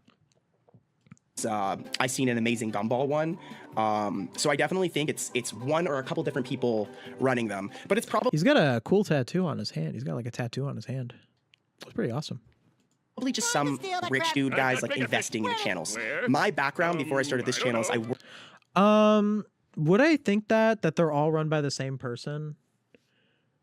And it's some like, yeah, I could see that. I could, especially if they're like the same. I don't know which ones he's talking about specifically. The AI sleep channels, like, I'm sure like No Villains Are Safe and Sponge Truths and Cartoonology, they're too different. They're all different, run by different people. I think. I don't think that they're run by the same people. I mean, No Villains Are Safe and Scribble we know are the same, but that's like on the books. And also like Jartoon is also No Villains Are Safe. Like there's a bunch of them that are owned by the same company. Anyway, let's hear how he started out. Worked for a company that ran a bunch of channels. They didn't run AI or sleep channels, but they ran a bunch of channels. And it's very common for like business guys to invest a ton of money and launch a ton of these channels en masse and try to just milk them. Oh, all right. So we got some Cartoon Corey lore. So he worked for a company that did, I guess he said not AI, but like content farm. I mean, that's content farm. Like that is what that would be. Which is super lame. Just because it's like, for me, like, look, let's be real here, guys. We all would love to make money off of YouTube. But for me, I don't really feel like it's worth it unless you're at least making something of value. Do you know what I'm trying to say? Like, I could never imagine. I mean, I might argue against that. What you're making is of value, though. We'll talk more about it in a bit. Like, it's a good attitude. I have to. We're gonna look back at his stuff afterwards. We're gonna question that. Content for the sake of making money. Like, that's crazy to me. Nice sock. That part's crazy to me. Any plans on doing mistakes? Yes. So Easter eggs will probably stay The one you're being standing on. SpongeBob guys, just because Well, if that a lot one's of other lost, cartoons where are your other aren't long socks? running enough for them to have so many references and Easter eggs. Do you know what I mean? Okay, so he's like discussing his process. I'll respond to every other chat message I've missed. So if you send a chat message, I'm not ignoring you. Don't worry, I will respond eventually. But let me get I remember when I used to have few enough viewers that I could actually respond to every chat. Can't do that now. I can respond to every super chat. Hint, hint. His live action character design is better. Yeah, well, it's hard to film yourself. Like, even in a live stream when you're in a little box, it's really hard to film. Like, if he was full screen, his lighting isn't good enough for him to be full screen. He doesn't seem to have the space for it. Like, I have a set. That's why I film my face for my videos, like full screen. In the videos, he might not have the resources. Which is fine. Like, that's normal. That's like, being a faceless channel is not immediately any sort of like red flag. I mean, clearly he has a face. Clearly he is a person, you know. I love also, if you look at this platform, it's themed around Squidward's home. Like the interior of his home. If you look at that. Okay, so that was actually interesting because that does show. I didn't know that. I mean, I get it now that he pointed it out, but I did not think about that. That the platform is themed like the interior of Squidward's home. Like, that does show a knowledge of the show. Like, that is the opposite of Sponge Truth saying, "Wait, why ice cubes?" Platform, and then you were to go into Squidward's house. That's how the interior of his house looks. Because I have no life and I just love SpongeBob. Do I need another platform? It's that No Villains Are Safe. Like, I have no life. Instead of doing something productive with my time, you know, I don't like that attitude. But I guess he just said that he doesn't view YouTube as like a job, as like something to make money. But like, okay, But how... There's no way you would go out of your way to make 2-hour videos multiple times a week if you weren't making money. That's just not realistic. Unless you're Bruce Wayne and instead of being Batman, you make SpongeBob videos and you don't care, you don't need to make money. I mean, maybe, I don't know. Like more adult cartoons. Like, how would you guys feel about like Family Guy and Simpsons? Give me your honest opinion. Oh, okay. So he is considering covering Family Guy and The Simpsons. Okay. Okay, and I'm gonna show you guys my origins on YouTube. All right. All right. This is what I want to know. So let's take a little look-see here. So for me, guys, I started on YouTube a long time ago. I started on YouTube even before this. This is like not my real first video. You know what I mean? It's up there, but it's not my real first video. But yeah, we can take a look for a second. Can you guys hear the audio? You guys should be able to hear the audio still. This is kind of funny to watch for me. 10 years ago, he had a different little avatar guy. But that also could just be that you updated over the years. Started off doing gaming channels. That was me too. I did gaming videos and then I found my way into found that the movies and TV show reviews was more meaningful. Not only were video game videos much more oversaturated, but covering gaming itself was mostly just me saying like, oh, I wonder if this character is going to be in the next Super Smash Bros. Game, and it's just kind of dull for me. I just you hear the things that I say about like SpongeBob and all these sorts of shows. It's much more meaningful to me than making gaming content. You'll notice that I have a very similar writing and voiceover style compared to when I was younger. So just kind of show you, like, I've been doing the same thing I've always been doing for years. You know what I mean? Just to kind of get rid of any AI accusations. It's like I have been doing YouTube, guys, for so long, like so. That doesn't fully get rid of any AI accusations.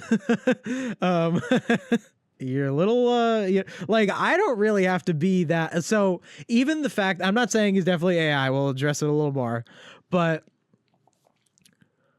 I have never had to be that much like, I'm definitely not AI, where I needed to like really defend myself. I got like a couple comments there's a couple of videos I did that were faceless. Just because I didn't have the chance to film myself for them. And I got a few comments that were like, are you AI or this or that? But like, I'm going to say I've gotten fewer than 10 comments in my entire YouTube career that have asked, are you AI? And I don't get them anymore now that I'm like super anti-AI guy, you know? And I think I only got those comments on my faceless video. And then there was the one person who said my Sneakers O'Toole video was written with AI, but they clearly didn't watch it. They were on Reddit and they said that it was. So like, but like the fact that he feels the need to be like, I am not AI, I am this. I think that does speak to okay, let's say he's totally telling the truth. He doesn't use AI. The fact that people think that you do so much is a problem with your content. It is. It's a problem with what you're doing. It's a problem with what you're putting out. And I think that listening to that criticism is not just listening to, oh, people think I'm AI, let me prove that I'm not. It's, why do so many people think I'm AI? Like, you know, like I think you need to, because if it's like what I said about like the no villains are safe narrator, like their narrator is so bad, they might as well be AI. Like, even like the fact that now I'm like, okay, the no villains are safe narrator, they're not AI, they're a real person.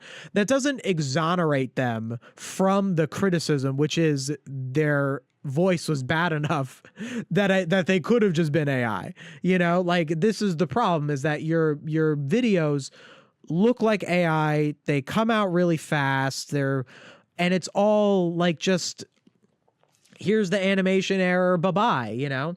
For someone who just went on like he did in this live stream, he was going on about how he wants to like make something meaningful. I really do question, AI or not, is this actually meaningful content? Like, I get it. You got a couple of, you know, things where you point out an animation error, you point out of this, like, I don't know, like maybe there's some value to it, but I just don't really see it, you know? Like, and like, why is it that even though there's Easter egg videos, even though there's mistakes, well, what are your like opinions on the show? Like, what are your favorite episodes? What are some episodes that you think are well written? What are some episodes you think that are poorly written? Why is your content only data? You know what I mean? Like, why is your content just, this is a SpongeBob Easter egg, this is a SpongeBob mistake? Like, why is that all it is? And the question of whether or not that's a bad thing is one that I don't think I can concretely answer today. Something I definitely, it's definitely, I don't know what to really fully have a final verdict on it. It's definitely a thinker. Oh, okay. All right. We got a script.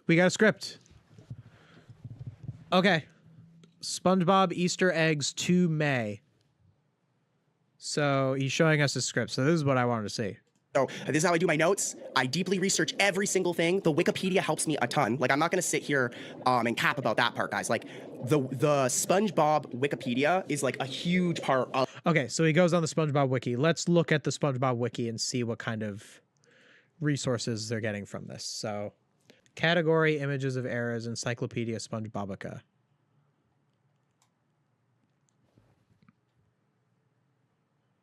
Password error. Salty sponge error, Sandy missing eyelashes.png.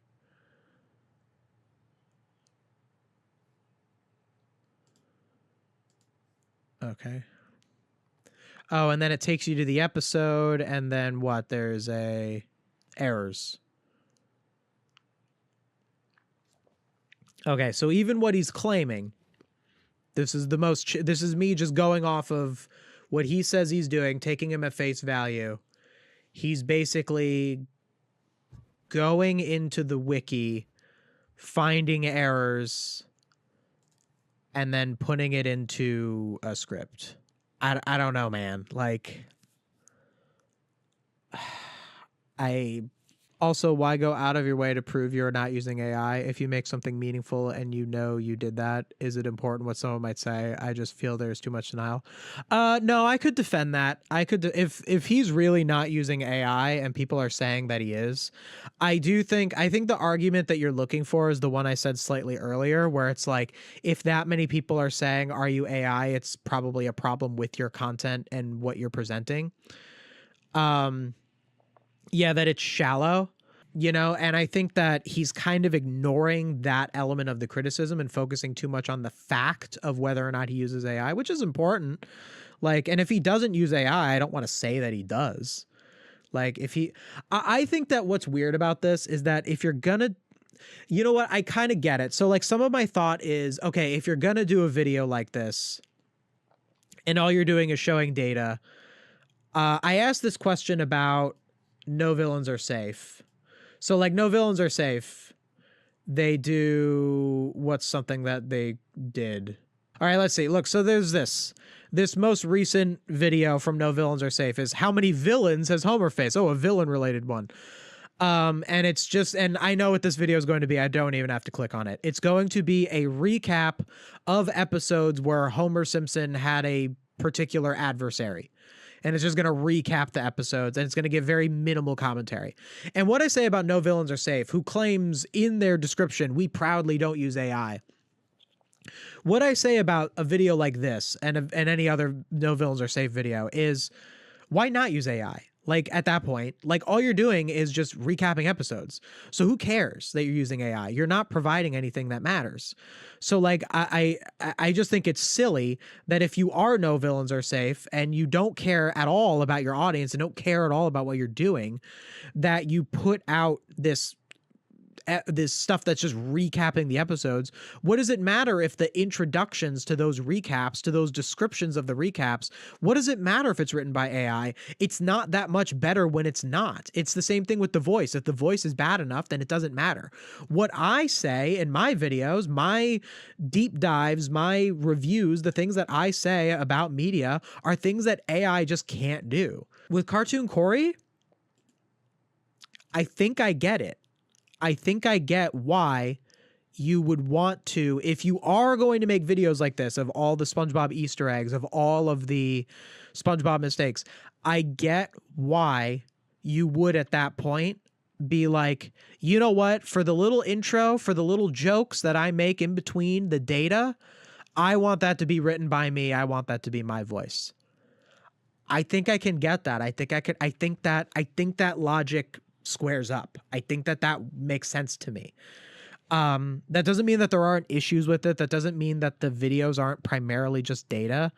I'd say, I guess the main thing that I'm getting from this live stream is that, and this is something I don't get from any of these AI channels, is that like this is a person.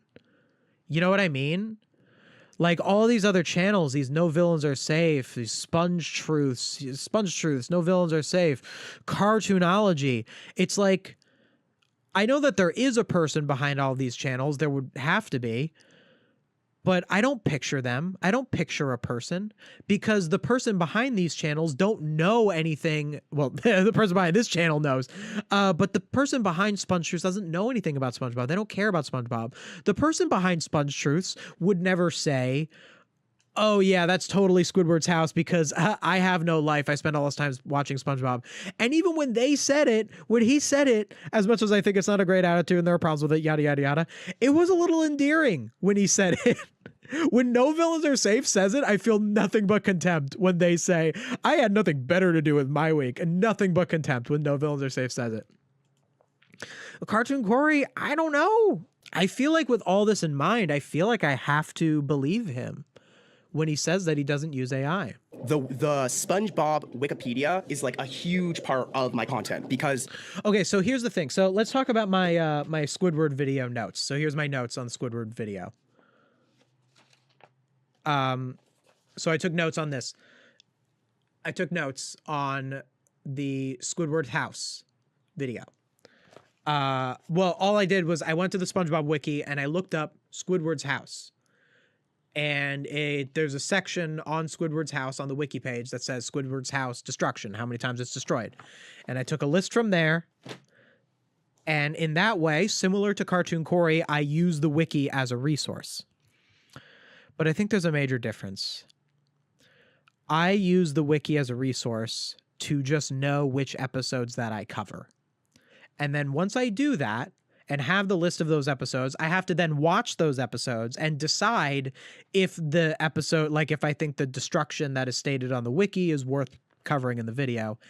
And I also am arranging the Squidward's house video into ranking every time Squidward's house is destroyed based on how much Squidward narratively deserves it. And when I say narratively deserves it, I'm talking about how the destruction of Squidward's house in the episode is used to tell the story and comment on Squidward the character's actions and how that can apply to our own morality.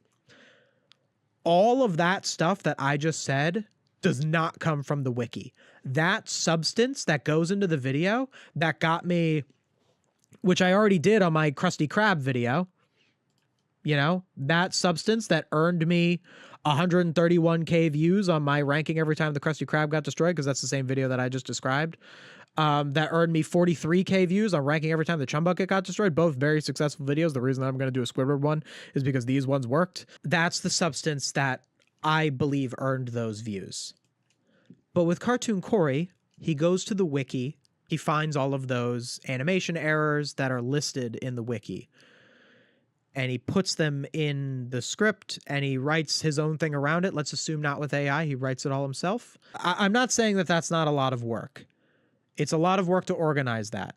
It's a lot of work to write the little intros to the episode, to write a little quip or a little joke. It's certainly a lot of work to edit that. And let's get it. We'll talk a little bit about the editing and how that's slightly, the editing part is odd to me.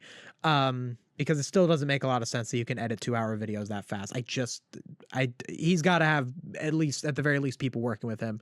And in that case, it doesn't make a lot of sense because the videos are not making enough money to justify those people working with him. So I'm a little confused about how the editing happens. But beyond that, that's all the work. But all of these things are hard work. But the actual substance is just the stuff that he's taking from the wiki. It's just the raw data. And I think that's a problem. It is odd because there's stuff we can learn from animation errors. You know? Easter eggs maybe less so. I should check out one of his Easter egg videos because those might be even more shallow. But you know what it is? Here's what it is. I'm going to call it. I'm going to call my opinion on this. It's too many. You don't need 2 hours of SpongeBob mistakes. I'm sorry. Pick 5. Pick 5. And that's enough. We don't need that many. We really don't. At that point, you're wasting people's time. Like, it's fine to have like SpongeBob's belt turned yellow. It's a layering issue because SpongeBob is yellow. Like, sure, that's fine. But like 2 hours, 200, like that's a lot of people's time, man. And like, I get it. Like, people are responsible for the stuff that they watch, or they listen to it while falling asleep, or this or that or the other thing. I get it. It's not that much of a catastrophe as some of these other channels. It's not. But I just think that it's a little under the potential that we can reach, you know? Not everything that's ever created has to be the exact maximized potential of what it could be. Like, that's okay if it's not, you know? It happens. That's life. The 2 hours isn't even new content, though. Only like the first 30 minutes are. He recycles like crazy. He does. Do you have timestamps for me? Can you give me some timestamps of times where he recycled his content? Because that's bad. I would say that that's just wrong. Like, you can, like, that's just like, there are times where you can reuse stuff, sure. Like, you know, if you want to do like a compilation of like a bunch, like if I took like all my SpongeBob videos and put it into like one big 8-hour compilation, like, I guess that's fine, but there's a limit, you know? I don't agree with you because the concept of the channel is that it's noise to fall asleep to. If it's consumed as intended, it's not wasted time since it's alongside something you do anyways. You know, I think the whole fall asleep to thing, I think that it's an obfuscation to make you think exactly that. I get what you're saying, but I don't... First of all, if you are listening to stuff to fall asleep to, I don't know. I guess that's very different at that point. I guess I'm a little out of my element on the whole idea of like stuff to fall asleep to, but they don't all say to fall asleep to. Oh, I guess a lot of them do.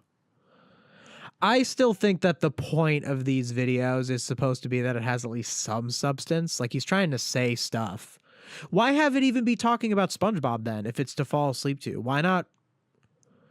I guess it has to be something. Why not just audiobooks? Why not read the complete works of Shakespeare or something? I don't know. It's odd. He recycles old videos from his Grapple channel as well. Are you saying he's Grapple? Are you saying that Cartoon Corey was Grapple? I know who Grapple is. Grapple was a big AI channel that Ava talked about, who's not around anymore. If you want to fall asleep, just close your eyes and sleep. No, it's an anxiety thing. People are not everyone. No, wait, I don't want to say it's specifically an anxiety thing because it might not be, but in general, I've had some commenters tell me what this is. I actually asked people's opinion on this. They were very insightful on it. It's, in a lot of ways, it's an anxiety thing. Some people with anxiety feel comforted having a voice be in the background while they sleep. It is a thing. It is a thing that exists. So the person who commented, who said that they disagree, totally has a point, and I think it's a solid disagreement. Like, I really think it's like I think there's a lot of nuance to the discussion, and I don't think I particularly agree with their disagreement, but it's a good point that they made. It's a productive part of the conversation. He's Grapple. It's the same voice. Are you sure? Okay, we got to watch Ava's video on it. Ava has archived Grapple. Because Grapple's gone, right? Like, Grapple's just finished. Grapple doesn't exist anymore, right? Oh, here's also, to give them some credit where credit's due, this is the video where Ava proved that Cartoonology was AI, just with their... Let me rewrite that for you. They said something like that. Like, but let me find their Grapple video. I think it's called SpongeTube is Trash Now. Ava is like the other creator who's like really fighting against like AI content farms. October 2nd, 2024. A year and a half ago is this video. So a while ago. This is very old. And it features a bunch of AI channels that don't exist anymore. It got taken down. Okay, so this is 828K. They're gone. They had 828,000 subscribers. That's more than any of the content farms that I've seen so far. right? No Villains Are Safe is like the biggest one. They're 300K. Are there bigger ones? That's ginormous. And they're gone. Your #1 source for cartoon mistakes, Easter eggs, and more. So those first two things are Cartoon Corey's thing. I don't know. Oh man. Okay. All right. Maybe I'm getting my mind changed in this one. I am going all over the place. SpongeBob content farm that specializes. These were grapple videos? So they did it first. 100 goofs in SpongeBob, Bluey, The Loud House, and more cartoons. So they're talking about other... In SpongeBob Goofs, bro has like 1,000 videos just about mistakes in SpongeBob with some of the most egregious... 1,000 videos just about mistakes in SpongeBob with some of the most... See how I was talking about the Con Street thing? See? Make sure to subscribe to the channel or else a spider will crawl into your... That's not his voice. That's an AI British voice. Who told me that Grapple was his voice? This is why I check stuff. I don't want to give people misinformation. Grapple had other actors. Was that a real voice? Don't forget to like and subscribe or else this spider will crawl into your mouth while... That doesn't sound like him either. So you're saying that Cartoon Corey voiced... Oh, sorry about the spider. That was their stupid little thing on Grapple where they said, like, subscribe or a spider will crawl into your mouth or whatever. Sorry about that. Which, by the way, that is Cartoon Corey's stupid little thing up here that says subscribe for 1 Krabby Patty. It's not like a spider weird thing. But I find that so cringe. Ooh, subscribe equals cookie. That's what SpongeBob Universe does that. Look. SpongeBob Universe AI channel. Subscribe equal cookie. Like... Dude, Cartoon Corey, I'm telling you, if it's not enough to just not use AI if you really aren't, and I'm believing you. I'm giving you the benefit of the doubt. I really am. It's not enough to just not use AI. You have to not be like AI too. Search Grapple 1. We've looked at Grapple 1. No, I know Grapple 1. Yeah, they do. They're trying to do like funniest animals or whatever. Replacement spatula. Was poppin', gang, gang, gang, gang, gang. I'm Cartoon Corey. You're the Grapple. Okay, all right, okay. So I thought it was misinformation. Bro, the rabbit hole. And it was his old avatar. What? This just gets deeper and deeper. And I mean, like, Grapple was so AI. Like, that would, like, it's like not even a question. He did say he used to work for a content farm. He was probably talking about this one, but he said they didn't use AI. He said they didn't use AI. He did say that, but he said they didn't use AI. Does it say when that was originally posted? Oh my god, holy AI. Oh. Note, credit goes to Grapple for this video and all the copyright reserved to them only. So it knows that I just don't know when this would have originally... Wait, this was posted in March 28th, 2023. Oh, okay. Wait, hold on. 2023, so like ChatGPT existed in 2023, I think. That does actually speak to Cartoon Corey not being AI. Because if he worked for Grapple, the content farm, because this was it stealing it. So this channel was trying to steal Grapple's videos back in 2023. So Grapple was a content farm. They got real nuts with AI. They stole too many videos and they got taken down. He left when AI was implemented. Cartoon Corey left Grapple because AI was implemented, according to you, Chatter. I'm guessing it. Don't say it if you're guessing. He left when AI was implemented. I'm guessing it. Like, you just made me say it. This is how misinformation gets spread. You know, like, I'll believe that his videos are written by him, but his jokes aren't that great. But like, how could your jokes be good when you're writing 2-hour videos and you have to make some kind of little quip or joke in every single section? All right, let's look at what this person said. 30:35 and 40:52 in his newest video, he used the same clip twice. Yo, SpongeBob I've got and a the Sticker Boy. ton of SpongeBob Easter 30:35. Noodle boy. Oh, sorry. in a funny bit of continuity error. Here, SpongeBob has 0 stars on the board. But to be fair, this might be good continuity. It might be because It's continuity. Continuity is how it's pronounced. 40:52. Oh, sorry.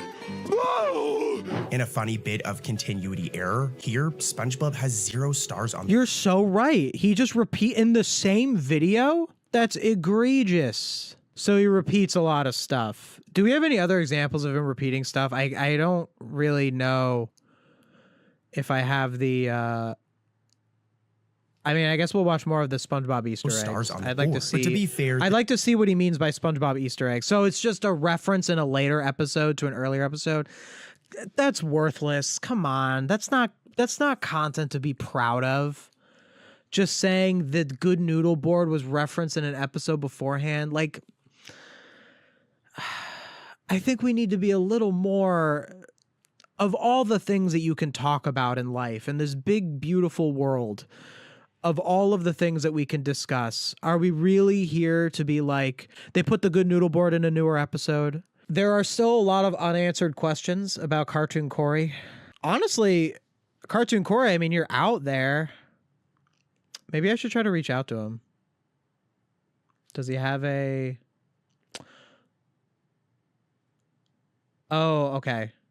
No AI is used for my channel at all. My avatar was made by Iku on Fiverr, and I use my own voice for it. Wait, my avatar is made by Iku on Fiverr. Okay, but did Iku on Fiverr use AI? I think he just got scammed. Look up the person on Fiverr. I don't care about the person on Fiverr. Should we be unsubscribing from this channel? I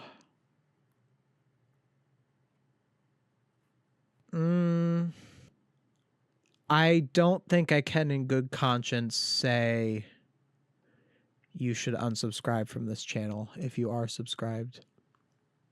If you're subscribed to Sponge Truths, unsubscribe. If you're subscribed to No Villains Are Safe, unsubscribe.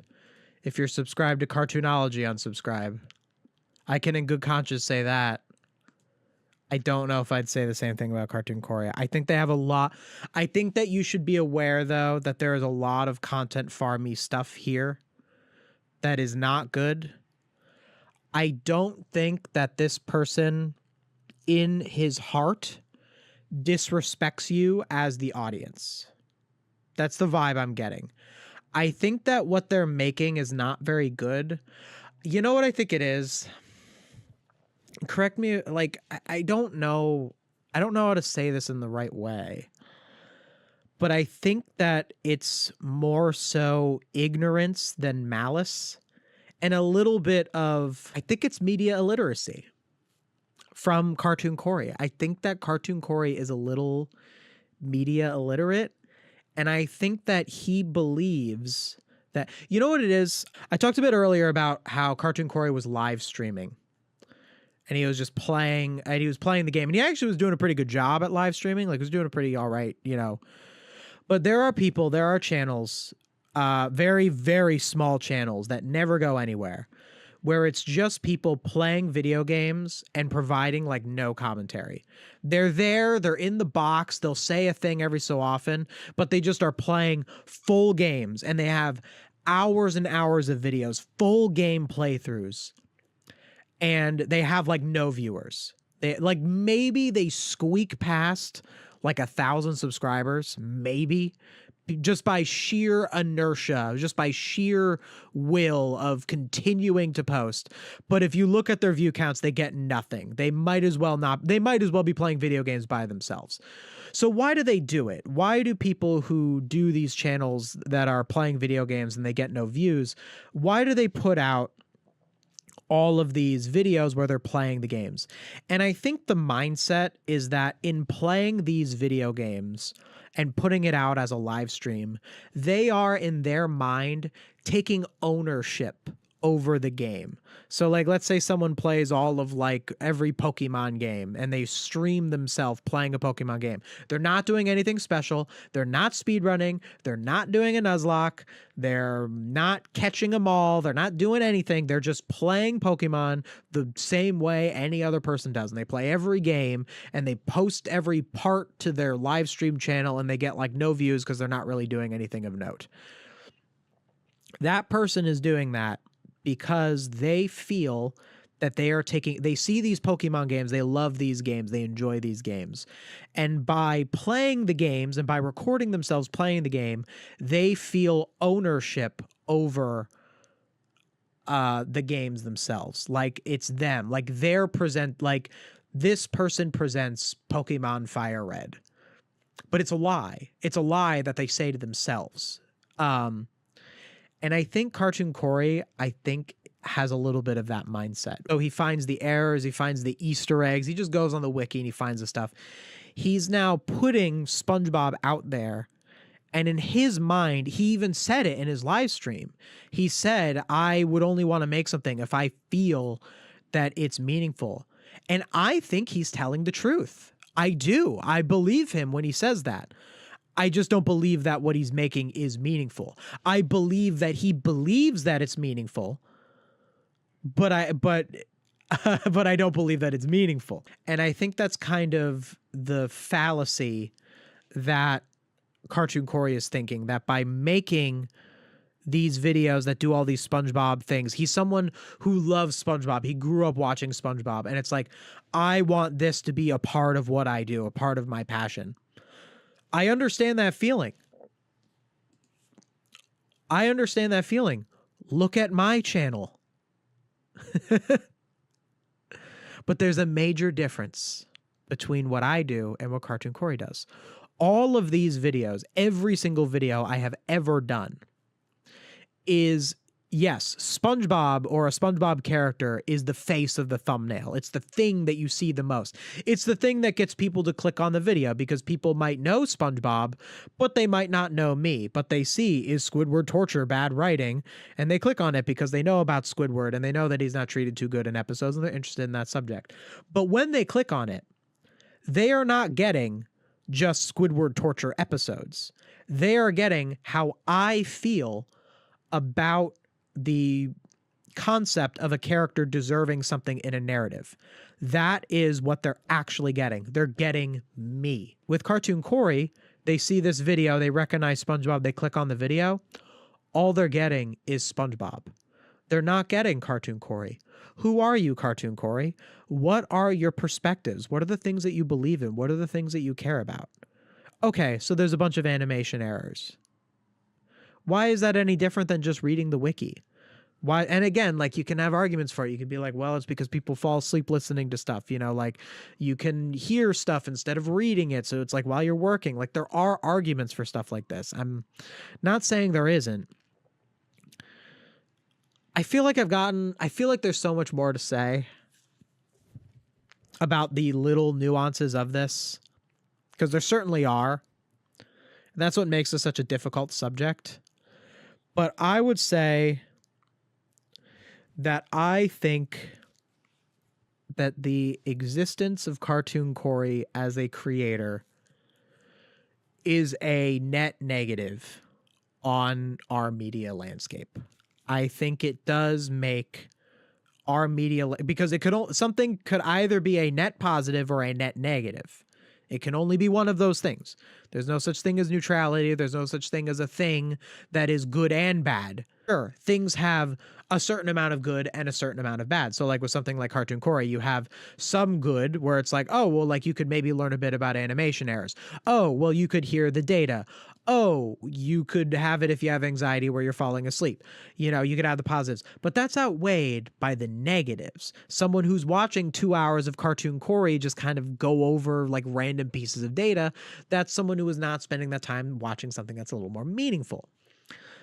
And I think that that is more of a negative than those positives are positives, which would make me say that I think that Cartoon Corey is a net negative. Now, because there can be positives and because I'm so unsure about all of this and want to think more about it, I think that's kind of why I wouldn't in good conscience say, oh, unsubscribe from Cartoon Corey. This guy is terrible. This, that, there's that. Why I'm not being as harsh on Cartoon Corey as I am on other stuff.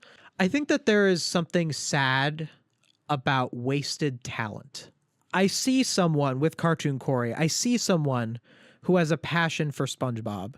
I see someone who, if they don't use AI in the script writing process, which I almost entirely believe them on that, almost, someone who is able to write scripts, who's able to frame this data, who's able to edit the videos, who's a good editor on that, who can compartmentalize this data.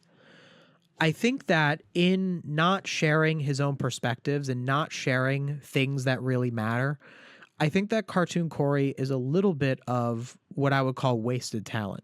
And that makes him different from Sponge Truce. I think that the person behind Sponge Truce probably has no talent. You know, not that there's, you know, anyone can be talented if they put their mind to it. But what I mean is that I think that there's just some wasted potential in Cartoon Corey. And unlike the other AI channels, like, I want to see Sponge Truce gone. I want to see No Villains Are Safe gone. Grapple is gone. Before I even started doing this, Grapple was gone. That's awesome. Cartoonology, they're on their way out. They'll be gone soon. Or maybe if the channel itself doesn't get taken down, it'll be like last video posted 2 years ago, you know, or whatever. And I think that is the best case scenario for all of these channels, for Sponge Truce, for No Villains Are Safe, for Cartoonology. I think that the best case scenario, the best world that we can live in, is a world where these channels stop posting. That would be what would make the world better. I think that with Cartoon Corey, I just want to see him make meaningful videos. That would be my ideal. Is not for the Cartoon Corey channel to be destroyed or to be removed from existence. I just would like to see it get better. That's what I hope for Cartoon Corey. I hope the best for Cartoon Corey. I am rooting for... Now, I'm not rooting for him to do well posting all of this. And by the way, even like from a business perspective, and Cartoon Corey doesn't care about business. He said he doesn't care about just making money. That's what he said. So even taking him at face value on that, I wouldn't really have to give this advice. But even from a business perspective, because YouTube is a business, it does have to make you money. Like, I have to consider how my videos perform. That's why I cover mostly SpongeBob, because it is my job and that is important. And that's not a cynical thing of like, ooh, well, I'm only going to do what makes money. No, every video I've ever made on this channel, I am proud of and is the exact kinds of things that I want to talk about. But even from a business perspective, he's not getting good consistency here. He had a couple of things where he sure had a couple pop off, but in general, this is not going to last. People recognize this as content farm content. They're not going to really engage with it anymore. So it is in Cartoon Corey's best interest, not even just as someone who is a creator from a business perspective of making money, but also like I'm sure he cares about if people watch his stuff. People aren't really going to watch your stuff that much anymore. Your views are dwindling. There's a realistic chance he could see this stream and take this advice to heart. You know, like, I want to say, because any channel that I criticize, and this even applies to Sponge Truce, any channel that I criticize, I'm willing to talk to. Like, I am. And I can always hear I would always want to hear Cartoon Corey's side of it. That's why I wanted to watch his live. But I feel like there's a lot of things that he left out. And not even things that he left out because that sounds too malicious, but like more so things that he probably didn't think to say that I would have questioned. Like, do you think that this is actually meaningful content? How are you putting like yourself into it? Like, I would be willing to speak with him, like if he wanted to, but I don't know if I'm going to directly reach out to him. I don't know. I feel like that would just put a lot of pressure on him. I feel like I'd have to just allow, if he's aware of me and aware that I criticized him, if he wants to talk, I'd be willing to, but I don't want to yeah, I don't want to like go and reach out to him, because then that's like I'm challenging him, and I don't want to do that. I don't think, because also I think the reason I want to leave the ball in his court is because if I did interview him, I would ask pretty hard questions. I'd be very nice if I interviewed him, but I would ask some pretty difficult to answer questions. And I feel like if I reached out to him, he would feel pressured to do that interview. And if those hard-hitting questions are something that would not really be something he'd want to do, I wouldn't want him to feel pressured to have to answer such questions. Does that make sense? Whereas if he sees all this and is like, I would hear those hard-hitting questions, and he reaches out to me, then we're all good. Would you consider a perfect 50-50 split of good and bad so that a piece of content is neutral is theoretically possible? No. Not in a realistic way. It's like at that point, you're basically saying, like, do you know that when you smack your hand on a table, the particles in your hand and the particles in the table might not touch and your hand could go through the table, but it literally wouldn't happen in 1 trillion years if you just spent your time smacking a table? It's like that, like literally 50-50. No, as far as like the existence of anything being either a net positive or a net negative, something being purely neutral, no, this is not realistic. I guess it is theoretically possible, but not in a way that is meaningful for us to even discuss the possibility of, because it just will never happen.